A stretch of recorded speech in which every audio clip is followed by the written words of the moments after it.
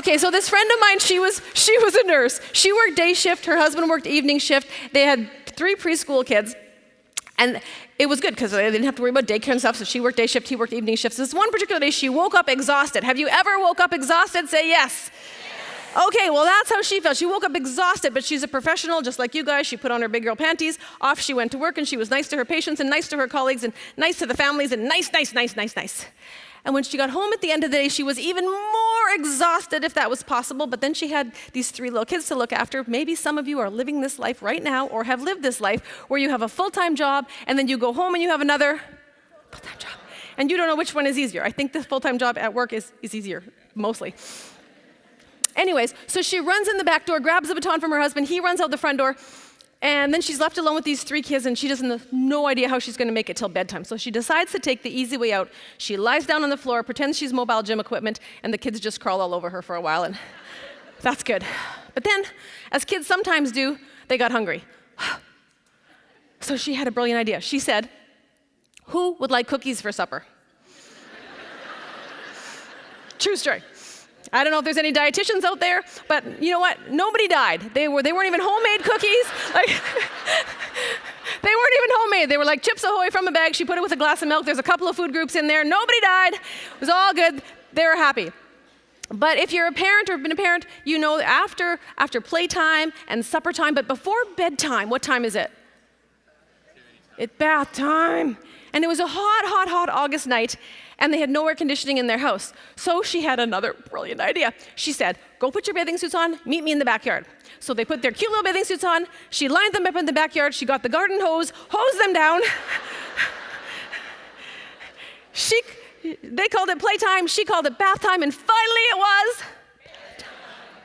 And she tucked her 3 little angels into bed. And then she had another brilliant idea. Because it was so hot and they had no air conditioning, she thought, "I'm going to go sleep in the basement." The kids were fine. They have a better thermoregulatory system, right? He didn't bother them.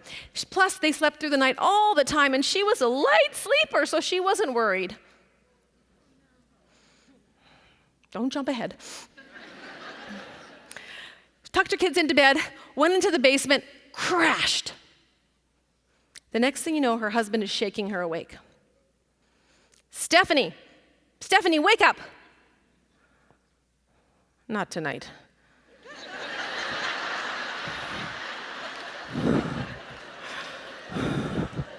Really? "Stephanie, wake up." Does he have any idea how tired I am? "Stephanie, do you know what's been going on in this house?" No, actually, I had no idea. But I woke up real quick. And what had happened was 3 hours before, our son woke up. "Mommy, where are you?" No mommy. Woke up his sister. "Mommy, where are you?" No mommy. Woke up the other sister, 3 kids crying for mommy, and mommy was in a coma in the basement. I heard nothing.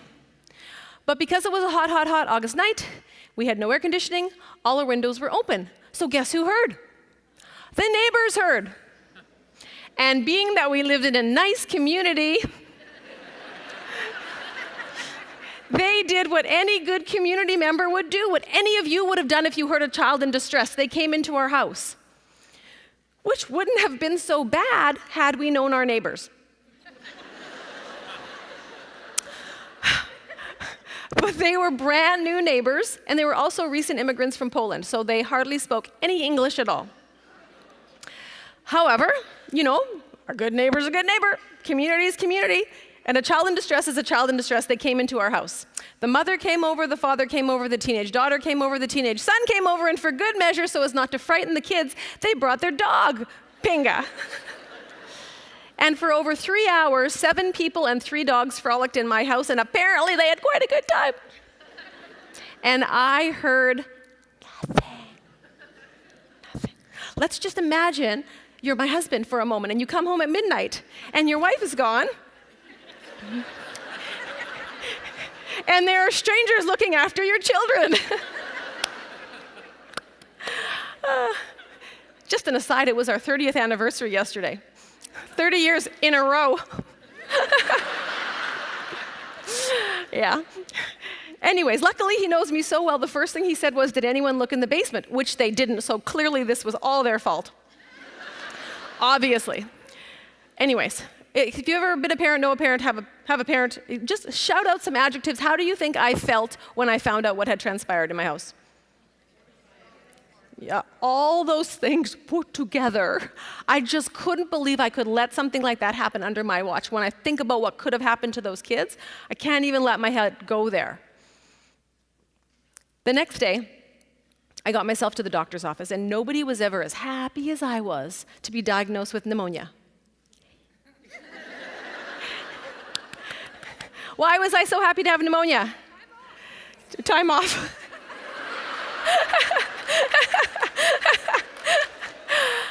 So I did what any of you would have done too. I took my doctor's note, I went to the florist, I took my flowers, I went over to my neighbors, and I was like, see, I'm not the worst parent in the world, I'm sick. So here's my question for you, oh smart healthcare professionals. Did I just get pneumonia that day? I had been sick and tired and stressed and overworked and overwhelmed and on my way to burnout for days and weeks, probably months. But I had that little piece of apparel on, I got this. Yes, I can help you, and I can help you. Got that. And oh, you need extra shift? No problem. Bang. Sure, bang.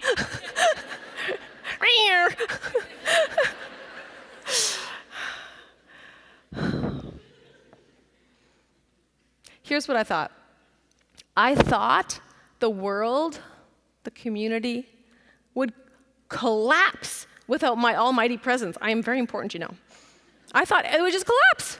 By the time I phone in sick, well, then I'm going to leave everybody short, and then I'm going to feel guilty, and it's just not worth it. I mean, by the time I explain to people how to do things, I might as well just... Fine, I'm fine. And this is what I learned that day. I thought the world would crumble without my presence. And what I realized is that my world could have crumbled without my presence.